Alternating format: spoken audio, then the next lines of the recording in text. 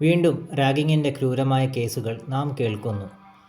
കോളേജുകളിൽ റാഗിംഗ് വിരുദ്ധ സമിതികൾ ഉണ്ട്, കൂടാതെ PTA. എന്നിട്ടും ദുരന്തം വരുമ്പോൾ നമ്മൾ ചോദിക്കുന്നു, എന്തുകൊണ്ട് ആരും അത് തടഞ്ഞില്ല എന്ന്. റാഗിംഗ് കേവലം ആധിപത്യം മാത്രമല്ല, അത് ഉള്ളിൽ കിടക്കുന്ന കോപമാണ്. ഇന്നലെ പീഡനത്തിനിരയായ ഒരു വിദ്യാർത്ഥി ഇന്ന് അക്രമിയായി മാറുന്നു. വീട്ടിലെ അവഗണന, അനിയന്ത്രിതമായ വികാരങ്ങൾ, മാർഗനിർദ്ദേശത്തിൻ്റെ അഭാവം, സുഹൃത്തുക്കളുടെ സമ്മർദ്ദം എന്നിവയാൽ ഊർജിതമായ ഒരു ചക്രമാണിത്. ഇതിന് പരിഹാരമായി 4 കാര്യങ്ങൾ ചെയ്യണം. മാതാപിതാക്കളെ, കോളേജ് ഫീസ് അടയ്ക്കുന്നതിൽ നിങ്ങളുടെ കർത്തവ്യങ്ങൾ അവസാനിക്കുന്നില്ല.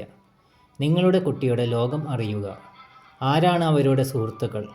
എന്ത് സമ്മർദ്ദങ്ങളാണ് അവർ നേരിടുന്നത്? PTA മീറ്റിങ്ങുകളിൽ സജീവമായി പങ്കെടുക്കുക. അധ്യാപകരെ, നിങ്ങൾ വിദ്യാർത്ഥികളെ പാഠപുസ്തകങ്ങൾ മാത്രമല്ല, സാമൂഹിക പാഠങ്ങളും പഠിപ്പിക്കണം. വളരെ വൈകുന്നതിന് മുമ്പ് ശ്രദ്ധിക്കുക, ഇടപെടുക. വിദ്യാർത്ഥികളെ, നിങ്ങളുടെ നിശബ്ദത ഭീഷണിപ്പെടുത്തുന്നവരെ പ്രാപ്തരാക്കുന്നു. കൂടെ ഈ കൃത്യത്തിൽ ഒരു പങ്കാളിയും. അതുകൊണ്ട് സംസാരിക്കുക. സമൂഹമേ, റാഗിങ്ങിനെ ഒരു ആചാരമായി മഹത്വവൽക്കരിക്കുന്നത് നിർത്തുക. ഇന്നത്തെ ചെറിയ അവഹേളനങ്ങൾ നാളെ ക്രൂരമായ പ്രത്യാഘാതങ്ങളിലേക്ക് നയിക്കുന്നു. സംവിധാനം തകർന്നിട്ടല്ല, ആരും ഉത്തരവാദിത്തം ഏറ്റെടുക്കാത്തപ്പോൾ നിഷ്ക്രിയത്വം സംഭവിക്കുന്നു.